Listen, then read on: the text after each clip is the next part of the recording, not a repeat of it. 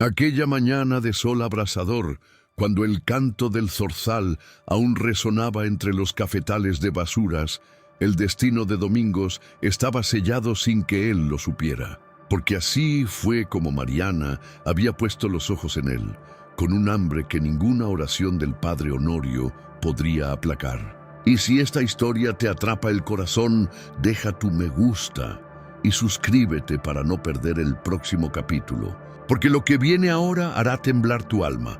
Domingos era un hombre negro, alto y fuerte, de unos 30 años, que trabajaba en la Casa Grande desde niño, cuando el coronel Jacinto de Albuquerque lo llevó desde una hacienda del recóncavo bahiano. Su madre, Cefa, había quedado atrás y él jamás la volvió a ver.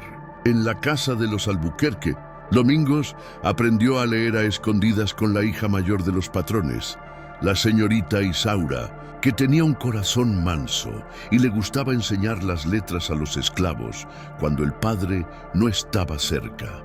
Pero Isaura creció y se fue a vivir a Sao Paulo con un juez rico.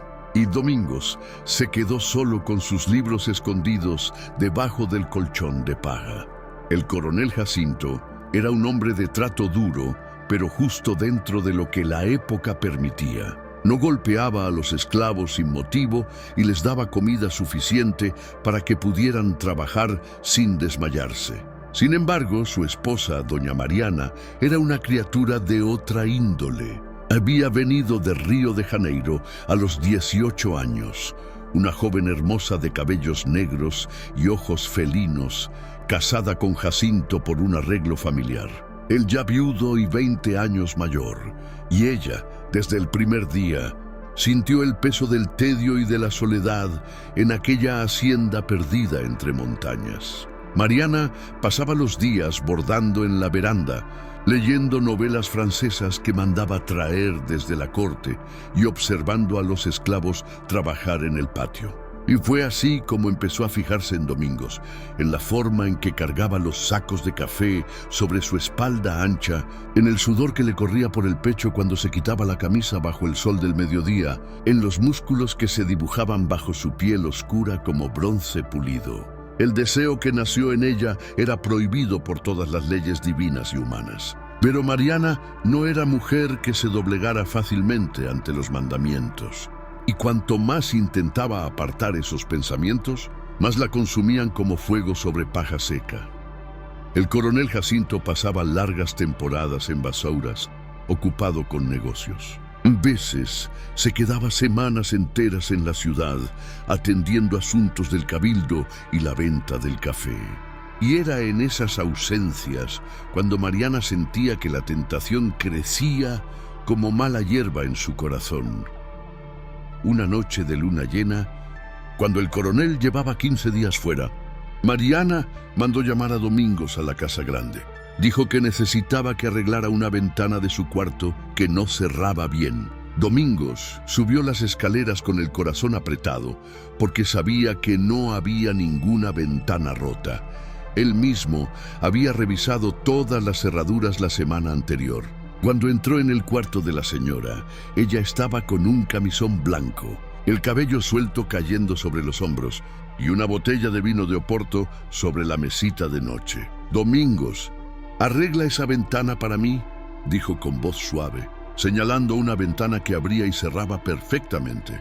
Él se acercó fingiendo examinar la cerradura, las manos temblando, y entonces sintió la mano de ella tocarle la espalda, los dedos subiendo lentamente por su camisa. Esto no está bien», murmuró sin girarse con la voz ronca. Mariana rió en voz baja, una risa dulce y cruel a la vez, y susurró: «¿Quién eres tú para decir que está bien, Domingos? Eres mío, como todo en esta hacienda es mío». Él se volvió y vio en los ojos de ella una mezcla de deseo y poder que le heló la sangre, porque entendió en ese momento que no tenía elección. Si se negaba, podía ser vendido, azotado o algo peor, porque ella tenía sobre él el poder de la vida y de la muerte. Quien escuchaba aquella historia no podía permanecer indiferente. Y tú tampoco deberías. Si esta historia te tocó, deja tu me gusta para que no se olvide. Aquella noche, Domingos hizo lo que ella ordenó. y mientras la poseía sintió que perdía algo de sí mismo, un pedazo de su alma que jamás recuperaría porque no había placer en ello, solo vergüenza y repulsión hacia sí mismo, como si traicionara todo lo que su madre Cefa le había enseñado sobre dignidad y honor. Mariana, sin embargo, sintió placer, un placer mezclado con la embriaguez del poder, de haber doblegado a aquel hombre fuerte a su voluntad, de haber violado todas las reglas y salir impune. Después de aquella primera noche, lo llamó otras veces, siempre cuando el coronel estaba ausente, y Domingos iba, porque no tenía alternativa. Pero cada vez que subía esas escaleras, sentía que moría un poco por dentro. En la senzala, los demás esclavos empezaron a notar. María das Dores, que lavaba la ropa de la casa grande, vio cómo ella lo miraba con aquellos ojos de serpiente. Benedito, que trabajaba en el molino, notó que Domingos estaba callado y triste, sin comer bien ni hablar con nadie. Una tarde, Benedito le habló. «Hermano Domingos, ¿qué te está devorando por dentro? Tienes cara de cargar el mundo en los hombros». Domingos no respondió, solo bajó la mirada, pero Benedito lo entendió todo en ese silencio. Porque en la hacienda ningún secreto duraba mucho y pronto todos supieron lo que pasaba. Algunos lo miraban con pena, otros con desprecio, creyendo que se había entregado voluntariamente a los encantos de la señora. Pero nadie decía nada en voz alta, porque todos sabían que hablar era peligroso.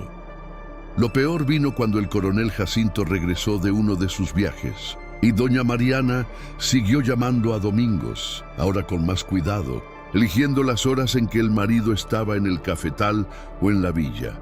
Domingos vivía en un pánico constante, imaginando qué pasaría si los descubrían.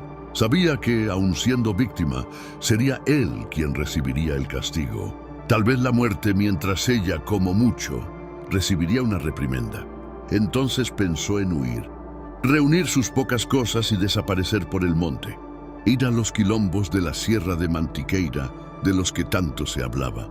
Pero sabía que los capataces lo encontrarían en pocos días y lo traerían de vuelta para azotarlo hasta abrirle la carne. En una de esas noches terribles, después de que Mariana lo despidió, Domingos se quedó un rato en la veranda de la casa grande mirando las estrellas y pidiendo a Dios o a los orishás que su madre veneraba en secreto que le dieran fuerza para soportar aquel tormento. En ese momento oyó una voz detrás de él. Era Joaquim do Rosario, un esclavo viejo y sabio que cuidaba los caballos. Tenía el pelo blanco y ojos profundos que parecían ver más allá del mundo visible. «Hijo mío», dijo con voz pausada, «sé lo que te está pasando y sé que no tienes culpa, pero ten cuidado, porque el destino te está preparando una gran desgracia». Domingos se volvió asustado. «¿Cómo lo sabe, señor Joaquim?». El viejo sonrió con tristeza. «Tengo 70 años, hijo. He visto muchas cosas en esta vida. He visto señoras que se aprovechaban de esclavos, esclavos muertos por los celos de sus amos. He visto de todo y esto no acabará bien». Domingos sintió las lágrimas subirle a los ojos. «No quiero esto, señor Joaquim, pero ¿cómo puedo decirle que no?». Joaquim le puso la mano en el hombro. «No puedes, hijo mío, y eso es lo que duele en el alma, porque eres hombre, pero no te tratan como hombre. Te tratan como cosa, como animal que se usa cuando se quiere».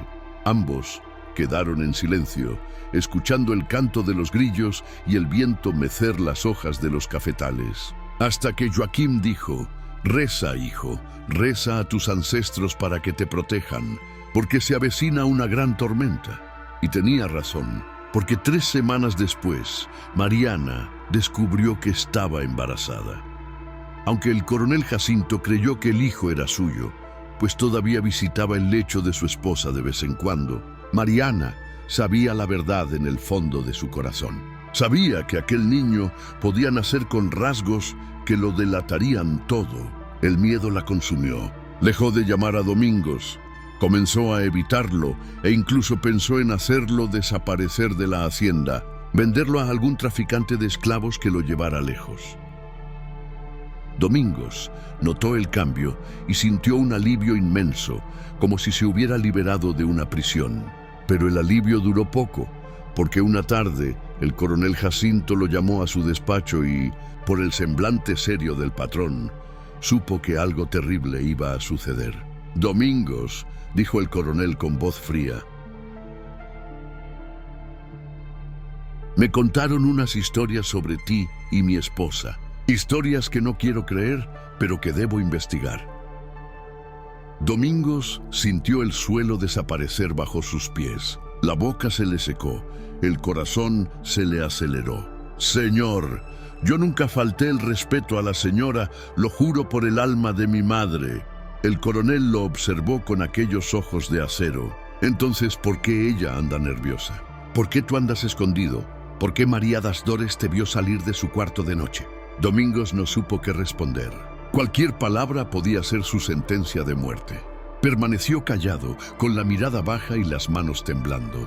El coronel se levantó, tomó el látigo colgado en la pared. «Te daré una oportunidad para decir la verdad, Domingos.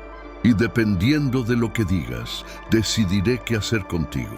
Fue entonces cuando Domingos, en un impulso de valor o desesperación, decidió contarlo todo, porque guardar aquel secreto lo estaba matando por dentro. Contó cómo ella lo llamaba, cómo no podía negarse, cómo sufría cada vez que subía esas escaleras. Y mientras hablaba, las lágrimas corrían por su rostro. 30 años de dolor y humillación, convertidos en palabras entrecortadas. El coronel Jacinto escuchó todo en silencio, el rostro cada vez más rojo, las manos apretando el látigo con tanta fuerza que los nudillos se pusieron blancos. Cuando Domingos terminó, hubo un silencio que pareció eterno. Luego el coronel dijo solamente: «Vete a la senzala y no salgas de allí hasta que yo decida qué hacer». Domingos corrió, el corazón a punto de estallar, y fue directo a la senzala, donde Benedito y María das Dores lo esperaban ansiosos. «¿Qué pasó, hermano?», preguntó Benedito. «Lo conté todo», respondió Domingos. «Ahora solo Dios sabe qué será de mí». Esa noche, toda la hacienda quedó en un silencio tenso. Todos sabían que una tormenta se gestaba en la casa grande. Se oyeron gritos, primero Mariana, luego el coronel aún más alto, platos rotos, puertas que se cerraban, y en la madrugada un disparo resonó por toda la hacienda, despertando a todos sobresaltados. Al amanecer, el capataz fue a la senzala y mandó a Domingos prepararse. El coronel iba a venderlo a un comprador de esclavos que pasaba por la región. Un hombre que llevaba negros al sur, a Río Grande, a las Saladeros, donde la vida era aún más dura. Domingos reunió sus pocas cosas: el libro que Isaura le había dado a escondidas, la imagen de Nuestra Señora, que su madre le colgó al cuello cuando era niño, y se despidió de sus compañeros. Benedito lloró. María das Dores se persignó. Joaquín do Rosario solo dijo: «Que tus ancestros te acompañen, hijo mío, donde quiera que vayas». Antes de partir, Domingos miró por última vez la casa grande y vio a Mariana en la ventana del cuarto, la mano sobre el vientre ya levemente redondeado, los ojos enrojecidos por el llanto. En ese momento no sintió odio ni compasión por ella, solo un vacío inmenso, porque entendió que ambos eran víctimas de un sistema cruel que convertía a los seres humanos en objetos, en propiedades, en cosas sin voluntad propia. La carreta que lo llevaría ya lo esperaba. Domingos subió encadenado junto a otros 5 esclavos vendidos, y mientras la hacienda quedaba atrás, pensó en su madre Cefa, a quien nunca volvió a ver, en la joven Isaura que le enseñó las letras, en el viejo Joaquín y sus sabios consejos, y también en aquel niño que tal vez nacería con sus ojos o su nariz, y que crecería sin saber quién fue su verdadero padre. La historia de Domingos se perdió en los caminos del Brasil esclavista, como tantas otras historias de hombres y mujeres usados, abusados y descartados. Pero su dolor resonó a través del tiempo, un grito silencioso de todos aquellos que no pudieron decir que no tuvieron elección, que cargaron en sus espaldas no solo el peso del trabajo forzado, sino también la violencia íntima y cruel que ocurría en las sombras de las casas grandes. Y si esta historia hizo latir tu corazón más fuerte, entra ahora al canal y suscríbete para conocer otras voces que el tiempo intentó callar. Porque necesitamos recordar, necesitamos honrar la memoria de esos hombres y mujeres que sufrieron para que hoy podamos ser libres. Y nunca, nunca olvidar que la libertad es el bien más precioso que un ser humano puede tener y que nadie, absolutamente nadie, tiene derecho a quitarle la dignidad a otro. No importa el color de la piel, la posición social ni el poder que posea, porque al final todos somos hijos de la misma tierra. Todos merecemos respeto, amor y la oportunidad de vivir con la cabeza en alto y el corazón en paz.